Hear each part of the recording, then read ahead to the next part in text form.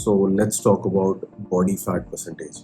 आजकल जो मेरा वेट फ्लक्चुएट कर रहा है वो 81 के अराउंड कर रहा है। So currently I am at 81 kgs, मगर मेरा जो टारगेट है वो है 10 केजीज लूज करना। और ये 10 केजीज की फिगर मैंने कैसे निकाली, क्योंकि अब मैंने अपना बॉडी फैट परसेंटेज चेक कर। बॉडी फैट परसेंटेज अब होता क्या है पहले ये समझ लेते हैं। सो आपका जो टोटल बॉडी वेट होता है वो आपकी मसल्स, बोन, फैट और वाटर, सारे ऑर्गन्स जो है ना वो मस्कुलर स्ट्रक्चर्स होते हैं एक्चुअली। सो इन सब का कॉम्बिनेशन जो है वो आपका ओवरऑल टोटल वेट होता है। जब भी हम वेइंग स्केल पे चढ़ते हैं तो हमारे को ये ओवरऑल वेट दिखता है, जिसमें सबसे ज्यादा फ्लक्चुएटिंग आपका वाटर वेट होता है। बोन्स का आप कुछ कर नहीं सकते, मसल और फैट ये दोनों चीजें उसके बाद लूज होती है। सबसे पहले आपका वाटर लॉस होगा या वाटर गेन होगा, उसके बाद आपका पॉसिबली मसल लॉस होगा या मसल गेन होगा, फिर आपका फैट लॉस या फैट गेन होगा। मसल लॉस या मसल गेन दोनों डिपेंड करता है आपके डाइट और वर्कआउट पे। अगर आप बहुत कम कैलोरीज खाना खाओगे,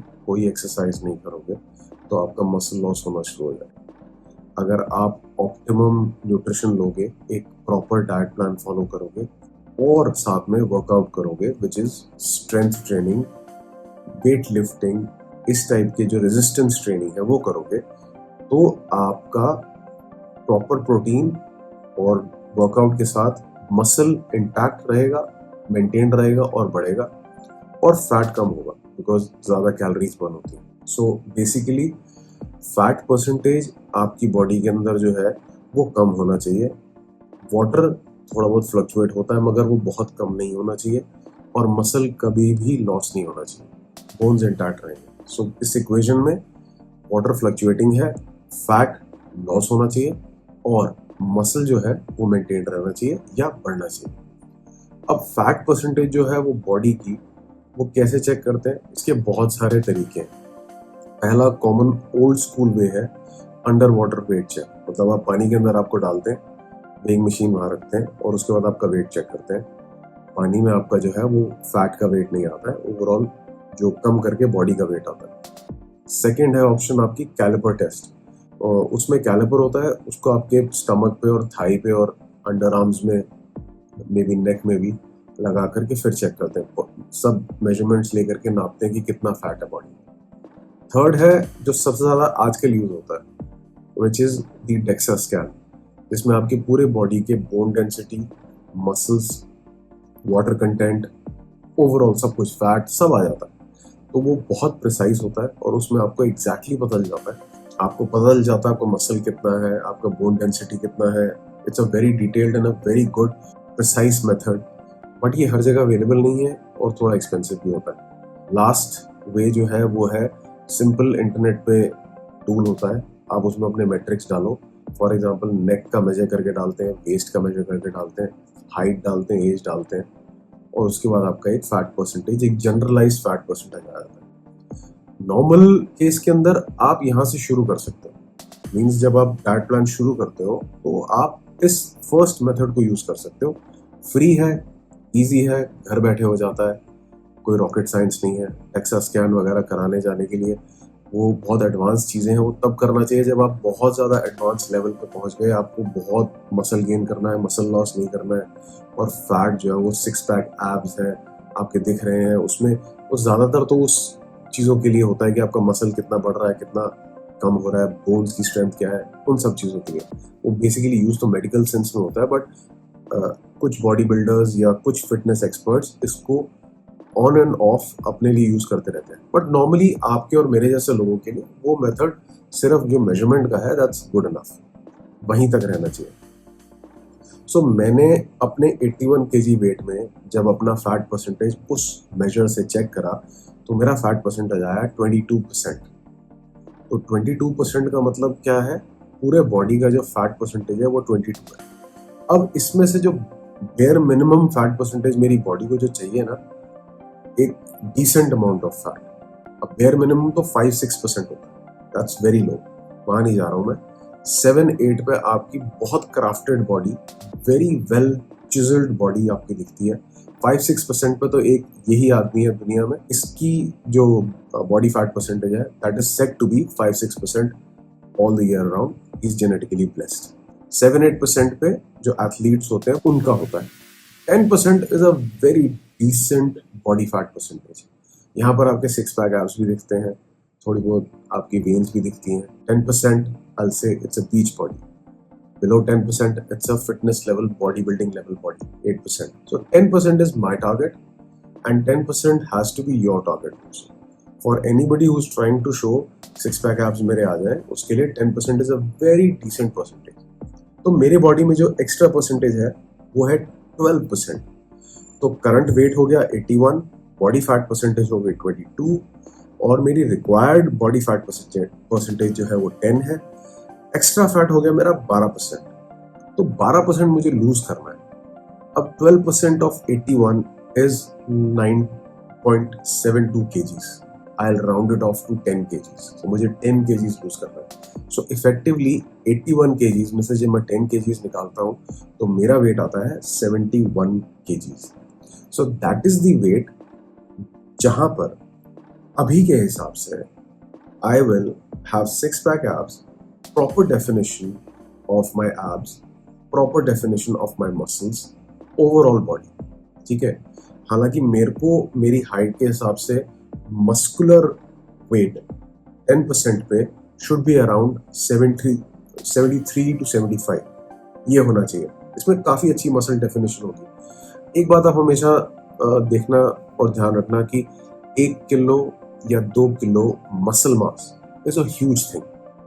उसको बनाने के लिए, उसको मेंटेन करने के लिए, उसको अपनी बॉडी के मसल डेफिनेशन को या मसल साइज को या मसल इन ग्राम्स को इंक्रीज करने के लिए it takes tremendous amount of effort. Very good nutrition, optimum nutrition, एक एक ग्राम नोट करके खाना होता है, specially protein, and very well and designed workout routine जिसमें आप कहीं पर भी किसी भी तरीके की कोई भी प्लस माइनस चीज़ें नहीं करते हो, आप ड्रिंक नहीं करते हो, आप ज़्यादा मीठा नहीं खाते हो, बहुत कंट्रोल्ड वे में और बहुत ज़्यादा टाइमली आप अपनी एक्सरसाइजेस करते हो, टाइमली रेस्ट करके उसको अचीव करते हो। आई am not talking about that right. All I am talking about is कि अगर मैं 10% अपनी बॉडी में से 10 kgs अगर मैं अपनी बॉडी में से निकाल देता हूँ, which is 12% of 81, so at 71 kgs I'll have a clean beach body. ये जो 71 kgs है ये मेरा हो गया लीन बॉडी मास। ठीक है, लीन बॉडी मास को फैट फ्री मास भी कहते हैं, मतलब जो एक्सेस फैट है उसको हटा करके। बॉडी फैट जो होता है ये आपके ओवर ईटिंग की वजह से from a long period of time की जो कैलोरीज एक्यूमुलेट हुई है उसका कन्वर्जन है। आपने बहुत सालों तक एक्स्ट्रा कैलोरीज खाई जो आपने बर्न नहीं करी, वो स्टॉकअप हो करके फैट की फॉर्म के अंदर आपकी बॉडी में पड़ा है for future use.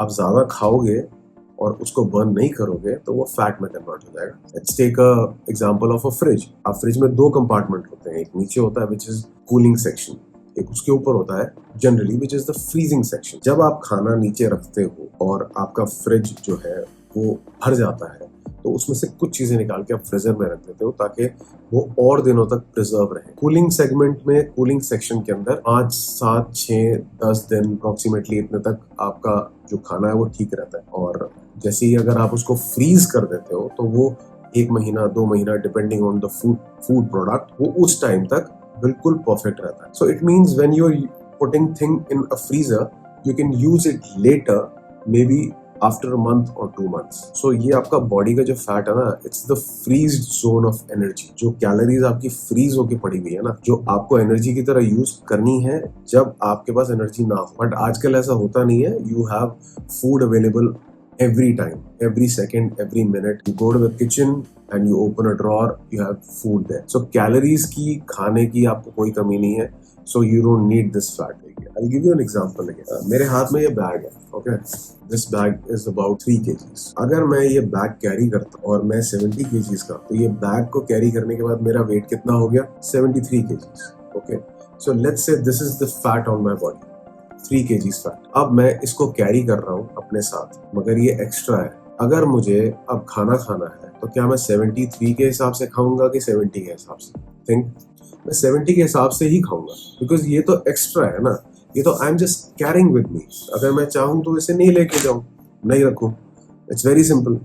So I am carrying this extra load which has no relevance to my body. It's there for support. It's there for the time when I will not have food. But ऐसा होता नहीं है.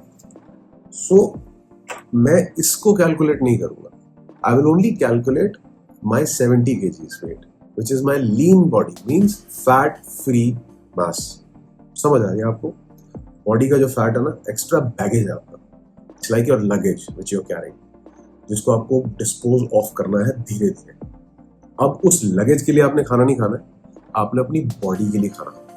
और आपकी body जो है, for example इस case के अंदर मेरी बॉडी जो है, उसका लीन बॉडी वेट जो है वो है 71 kgs. अब I have to eat according to 71, not 81. I made it clear. तो कैलोरीज जो मुझे खानी 71 के हिसाब से, जो मेरा बेसल मेटाबॉलिक रेट निकलेगा, मतलब 71 मेरा एक्चुअल वेट है, इसके हिसाब से मुझे कैलोरीज जो खानी है वो है 1750. It's called BMR, basal metabolic rate, which is resting metabolic rate. Means मेरी बॉडी को सोते टाइम जो भी फंक्शंस अंदर चल रहे हैं उसके लिए जितनी कैलोरी की रिक्वायरमेंट है, एनर्जी की requirement, that is called BMR, basal metabolic rate या रेस्टिंग मेटाबॉलिक. आप आराम से बैठे हो, आप कुछ नहीं कर रहे हो. अब जैसे मैं आपसे बात कर रहा हूँ ना, ये रेस्टिंग नहीं है, दिस इज मूवमेंट. ये मूवमेंट एक्स्ट्रा हो जाता है. रेस्टिंग मीन्स आप लेटे हुए हो, आप सो रहे हो, आप आराम कर रहे हो. अब आपकी बॉडी को जितनी कैलोरीज चाहिए फॉर बेसिक फंक्शंस, लाइक सांस तो आप ले रहे हो जब आप लेटे हुए हो, आपके इंटरनल सर्किट भी चल रहा है, ब्लड सर्कुलेशन है वो भी हो रही है. तो ओवरऑल आपकी बॉडी में कुछ ना कुछ चलता रहता है. और सोते टाइम ही सारे रिपेयर, सबसे ज्यादा रिपेयर हमारे ब्रेन का होता है सोते टाइम. अगर आपने रात को कुछ खाया है, वो डाइजेशन हो रहा है, अब आप लेट गए हो, तो डाइजेशन का प्रोसेस एकदम से स्टॉप नहीं होता है, धीरे धीरे कम होता है. तो वो भी चल रहा है, धीरे धीरे जीरो हो जाएगा, खत्म हो जाएगा.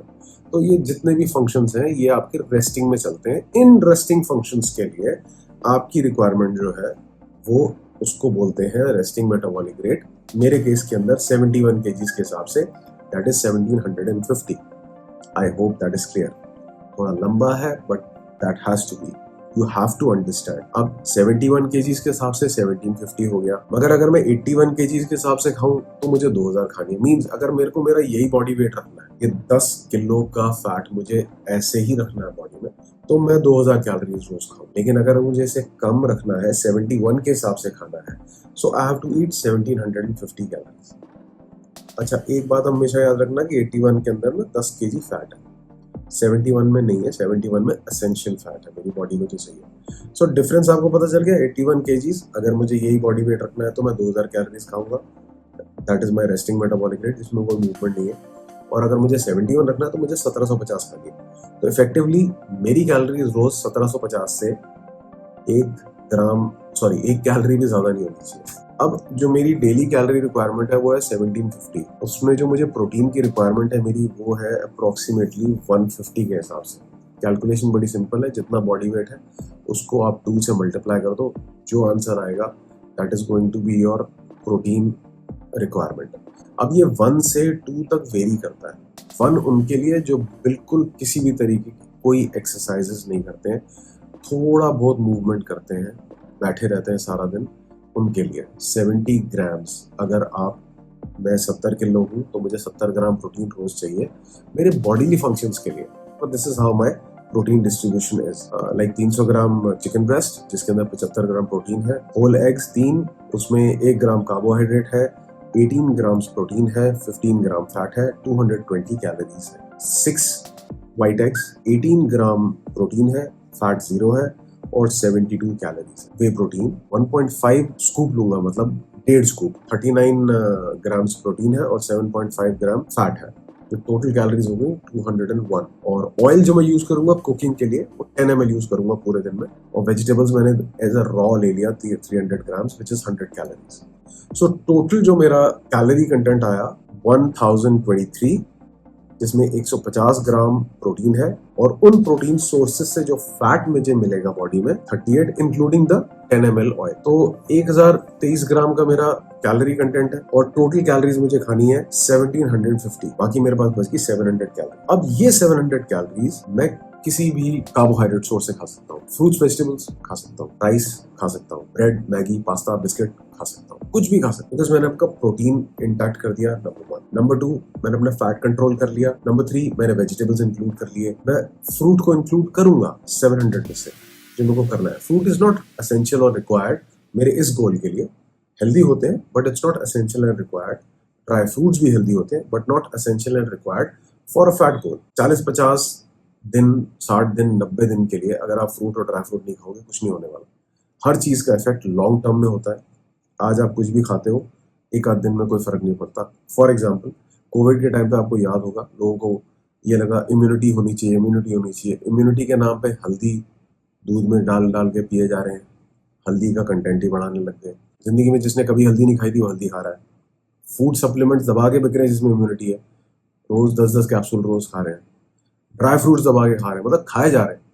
ठीक है, इम्यूनिटी ना आपकी ऐसे नहीं बढ़ती खाने से। इम्यूनिटी आपकी बहुत सारे मल्टीपल फैक्टर्स होते हैं उससे बढ़ती है। इसमें माइंड एक बहुत बड़ा रोल प्ले करता है। उसके बाद प्रोटीन कंटेंट, फिर न्यूट्रिशन, लेकिन प्रॉपर पोर्शंस में और लॉन्ग टर्म के लिए। ऐसा नहीं है कि यार अब वही वाली अगेन पढ़ाई वाली बात होगी। मान लीजिए आपको पूरी 12th आप पढ़े नहीं, ठीक है, अब आपके एग्जाम शुरू हो रहे हैं, अगले हफ्ते से एक हफ्ते में कितना पढ़ लोगे यार? थोड़ा बहुत ही याद रहेगा, बाकी तो रहेगा नहीं। जितनी कैपेसिटी है ना ब्रेन की उतना ही रहेगा। आपको सारा साल पढ़ना पड़ेगा ना, तो दैट्स द गेम। इस तरीके से आपका जो है वो इम्यूनिटी बढ़ती है, आपके न्यूट्रिएंट्स बॉडी में जाते हैं। यहाँ पर 50-60 दिन के लिए, 90 दिन के लिए कुछ होने नहीं वाला अगर मैं वो चीज़ें थोड़ी कम कर दूंगा। हालांकि मैं नहीं कर रहा हूँ, because I am eating good amount of protein, good amount of vegetables, I be eating all that, और गुड क्वालिटी फैट। अब कार्बोहाइड्रेट में मैं कुछ भी खा सकता हूँ। यहाँ मैंने बात करी मैगी पास्ता की, पेस्ट्री की, खा सकता हूँ। चीनी खा सकता हूँ, चीनी जहर थोड़ा है, खा रहा हूँ इतने दिनों से। आप मेरे पुराने वीडियोस में देखो, मैंने चीनी खाई है। अब तो मैं आगे आपको मैगी वगैरह सब खा के दिखाता हूँ। इन सब चीजों से कुछ होता नहीं है। अगर आप मैगी के साथ बहुत सारे वेजिटेबल्स खा लो और प्रोटीन ले लो, चिकन डाल दो, उसमें 100 ग्राम चिकन डाल दो, 25 ग्राम आपका प्रोटीन आ गया। तो मैगी तो सिर्फ कार्बोहाइड्रेट का काम कर रहा है ना। Once in a while it's fine, I am not saying every day, once in a while it's fine, but आपका वो पोर्शन जो है ना वो प्रॉपर कैलिब्रेटेड होना चाहिए। ऐसा नहीं कि लोग सिर्फ मैगी खाते हैं। मैगी कोक ये होता है, मैगी कोक चिप्स ये होता है, मैगी कोल्ड कॉफी ये होता है, और तो कुछ नहीं होता ना। It's not a combined nutritional pack. यहाँ पर पहले मैंने आपके न्यूट्रिशन की और अपने बॉडी की रिक्वायरमेंट्स को पूरा कर लिया। उसके बाद जो बचा उसमें मैं कुछ भी खाऊं, मैं ब्रेड, राइस, एनीथिंग, मैं कोक पीऊं, मैं कुछ करूं। अल्कोहल नहीं ले रहा हूँ इसमें, because alcohol has other effects. Alcohol से बॉडी को रेस्ट नहीं मिलता है, रात को नींद नहीं आती, ब्रेन रिपेयर नहीं होता, बहुत सारी चीजें। मैं वहां नहीं जा रहा हूँ। I am not taking alcohol. I will take when I take, I let you know, not now. ठीक है, जब तक मैं अपना गोल को अचीव नहीं कर जाता, no, that will be for celebration. Alcohol is kind of a parting thing, if you like it. I love drinking beer, I love drinking vodka. आप पुराने वीडियोस देखो तो 1600 से 1800 कैलोरीज के बीच में खा रहा हूँ। कुछ दिन 2000 गई थी कैलोरीज मेरी, बट वो स्टार्टिंग के डेज थे। और अब आगे जो मैं प्लान कर रहा हूँ इसके लिए, जो ये मैंने पूरा एक सिस्टम तैयार करा है अपने लिए, इस सिस्टम को अचीव करने के लिए जो मैं प्लान कर रहा हूँ वो 1750 कैलोरीज का ही होगा। 50 कैलोरी ज्यादा हो सकती है, 50 कैलोरी कम हो सकती है, नहीं, बट मैं वो वर्कआउट में थोड़ा मैनेज भी कर लूंगा। प्लस इतना बॉडी की मेटाबॉलिज्म मैनेज कर लेती है। सो 50 कैलोरीज अप डाउन की बात नहीं कर रहा हूँ, but 1050 calories bang on target, protein 150 grams with vegetables and essential oils, ये मेरा प्लान है। उसके बाद any kind of carbohydrate, I will eat everything, I will show you. चीनी खाऊंगा, चीनी खा रहा हूँ 1 महीने से, कुछ नहीं होता। ओवर कंजम्पशन ऑफ शुगर से मोटे होते हैं। 1 चम्मच चीनी से, 2 चम्मच चीनी से मोटे नहीं होते। पेस्ट्रीज खा लोगे, पता नहीं कितनी शुगर होती है, मोटे हो जाओगे। वो भी तब मोटे होगे अगर आप उसको बर्न नहीं कर सकते, या आपके वो कैलोरी रिक्वायरमेंट में पूरी नहीं आ रही। आप आइसक्रीम खा लो मेरे इस प्लान के हिसाब से, no issues, I eat, I show you. So 10 kgs of fat जो है ना, बेसिकली ये 10,000 ग्राम हो गया। ठीक है ना, किलोग्राम को कन्वर्ट करा 10 किलोग्राम, दैट इज 10,000 ग्राम्स। तो 1 ग्राम फैट जो होता है ना उसमें 9 कैलोरीज होती है। 1 ग्राम कार्बोहाइड्रेट में 4 कैलोरीज होती है, 1 ग्राम प्रोटीन में 4 कैलोरीज होती है। बट ये फैट जो है ना, ये कमाल की चीज बनाई है भगवान ने। 1 ग्राम के अंदर 9 कैलोरीज है। अब ये करा उसने डिजाइन क्यों है, जिसने भी हमारी बॉडी डिजाइन, वो इसलिए करी कि भाई कम जगह में ज्यादा एनर्जी आपको दे सके। सिंपल। पुराने टाइम के अंदर जब खाना नहीं होता था तो उसके लिए लोग ट्रैवल करके बहुत दूर दूर तक जाते थे, तो अगर उनकी बॉडी में फैट है तो वो डबल फायदा उठा सकते हैं, थोड़ा डबल से भी ज्यादा। सो 9 कैलोरीज है 1 ग्राम फैट में। सो 10,000 फैट, जो ग्राम फैट है उसमें कितनी कैलोरीज हो गई? 90,000 कैलोरीज। मतलब मुझे 90,000 कैलोरीज बर्न करनी है। 90,000 calories to come to 71 kg weight. It's a big number, सुनने में भी बहुत बड़ा लगता है और है भी बड़ा। 90,000 कैलोरीज में कैसे कर सकता हूँ? अगर मैं आपको ये बोलूं आपको 90,000 क्या 50,000 कैलोरीज बर्न कर, तो सोचा होगा क्या हाल होगा। लोग तो 20-20 किलो का फैट एक्स्ट्रा लेके बैठे हैं। 20 किलो का फैट का मतलब हो गया 1,80,000 एक्स्ट्रा कैलोरीज। मतलब अगर आपको रोज 1800 कैलोरीज चाहिए और आपकी बॉडी में 1,80,000 कैलोरीज पड़ी हैं, तो 1,80,000 डिवाइडेड बाय 18 मतलब 100 दिन अगर आपको खाना ना मिले तो 1,80,000 कैलोरीज जो है वो खत्म होगी। अब मेरे केस के अंदर 90,000 कैलोरीज है। अगर मैं 50 दिन तक खाना नहीं खाऊंगा ना, कुछ ना खाऊं, कुछ भी ना करूं, कुछ ना खाऊं, तो मेरी कैलोरीज बर्न हो जाएगी। बट ये पॉसिबल नहीं है। इवेंचुअली पूरा सिस्टम क्रैश डाउन कर जाएगा। 10-15 दिन भी अगर मैं खाना छोड़ दूंगा, पूरा सिस्टम क्रैश डाउन होना शुरू हो जाएगा। बॉडी बहुत ज्यादा डिप्लीट करेगी। सबसे पहले मसल्स खाएगी अपनी, फैट तो खाएगी खाएगी, मसल्स को भी ईट अप कर देगी, बिकॉज अमीनो एसिड्स ही नहीं जा रहे बॉडी के अंदर। सेल रिपेयर वगैरह सब खराब हो जाएगा, तो वहां हम नहीं जा रहे हैं। मैं वैसे बोल रहा हूँ कि अगर आपके पास 90,000 कैलोरीज है तो आप 50 दिन तक बिना खाना खाए जिंदा रह सकते। हाँ, वो एक अलग बात है कि एनर्जी लॉस और बहुत सारी चीजें हो जाएंगी। करंट बॉडी वेट जो है ना वो 81 है। मेरी करंट बॉडी की रिक्वायरमेंट है 2,000 कैलोरी, मैं खाऊंगा 1750, मतलब 250 कैलोरीज तो वैसे कम होगी अगर मैं कुछ मूव नहीं कर रहा, कोई एक्सरसाइज नहीं कर रहा। तो 90,000 जो कैलोरीज है उसको मैं 250 से डिवाइड करूंगा। वो 250 कैलोरीज मैं अगर नहीं खाता हूँ तो मुझे 1 साल लग जाएगा। रोज 250 कैलोरीज कम अगर खाऊं तो 1 साल लग जाएगा मुझे 90,000 कैलोरीज को बर्न करने में। 90,000 कैलोरीज मुझे अगर लूज करनी है और मेरे बॉडी का वेट जो है 81 पे अगर मैं खाता हूँ तो 2,000 कैलोरीज रहेगा। अगर मैं इसको कम कर देता हूँ, 1750 कर देता हूँ, तो 250 कैलोरी डेफिसिट हो गया, कम हो गई। तो 71 केजीज तक जाने के लिए 90,000 कैलोरीज बर्न करनी है। तो 90,000 डिवाइडेड बाय 250 इज 360 डेज, मतलब 360 दिन लगेंगे। मैं कोई एक्सरसाइज नहीं कर रहा, नॉर्मली अपनी लाइफ जी रहा हूँ। मूवमेंट्स मेरी बहुत मिनिमल है। मान लो मैं ज्यादातर रेस्ट कर रहा हूँ, तो 1750 कैलोरीज खा के मैं 90,000 कैलोरीज 360 दिन में बर्न करूंगा। मगर ये पॉसिबल नहीं है, क्योंकि 360 दिन तक कुछ ना कुछ तो होगा। बीच में कुछ एक्टिविटी भी होगी, कुछ पार्टीज भी आएंगी, कभी ज्यादा भी मिलेगा खाने को, कभी कम भी मिलेगा। 360 दिन तक एक ही कैलोरी पे रहना काफी टफ है। हाँ, लेकिन अगर आप 1 महीना 2 महीना रह लोगे तो इजी हो जाएगा। बट मुझे इतना लंबा जाना ही नहीं है, और किसके पास इतनी पेशेंस है कि मैं 360 दिन तक वेट करूं, जब मुझे पता है मैं इस प्रोसेस को स्पीड अप कर सकता हूं इन अ हेल्दी मैनर, तो मैं क्यों ना करूं। So that is what I am going to do. और मूवमेंट से मेरा मतलब है मेरी डेली एक्टिविटीज, जैसे मैं आपसे बात कर रहा हूँ, उठ के किचन में जाऊं, कुछ बनाऊं, घर में घूमूं, कुछ अपनी बुक का जो काम कर रहा हूँ लैपटॉप पे वो करूँ, मार्केट जाऊँ, नहाने जाऊँ, ये सारी मूवमेंट्स हैं जो मेरी डेली मूवमेंट्स। तो ये मेरी डेली एक्टिविटीज हो गई। प्लस आपका जो वर्कआउट है जिम में, जो आपको मसल ट्रेनिंग है वो हो गया। तो ये सारी जो कॉम्बिनेशन है ना, दिस इज कॉल्ड मूवमेंट। जो मैं अभी आपसे बात कर रहा हूँ, दिस इज मूवमेंट। मैं जिम गया, मैंने थोड़ा हैवी वेट उठाया, तो मेरी मसल्स जो है ब्रेक डाउन हुई, दैट इज मूवमेंट। बट वो थोड़ी स्ट्रॉन्ग मूवमेंट है। मैं चल रहा हूँ, मेरे पैरों की मूवमेंट है। मैं साइकिलिंग करता हूँ, that is a different movement, but it's all movement है, ठीक है ना। बॉडी की मूवमेंट है, अब उसके पैरामीटर्स अलग अलग है। Daily activity is different, daily work. Cycling is different, sport, ज्यादा उसमें हार्ट रेट बढ़ जाता है, कैलोरी ज्यादा बर्न होती है। जिम में जो वर्कआउट करते हैं वो हार्ट रेट बढ़ता है, कैलोरीज बर्न होती है, मसल ब्रेक डाउन होता है, तो उनको रिपेयर करने में फिर कैलोरीज का यूज होता है। स्टेप्स आप वॉक कर रहे हो तो आपका हार्ट रेट बढ़ रहा है, तो आपकी कैलोरीज बर्न हो रही है।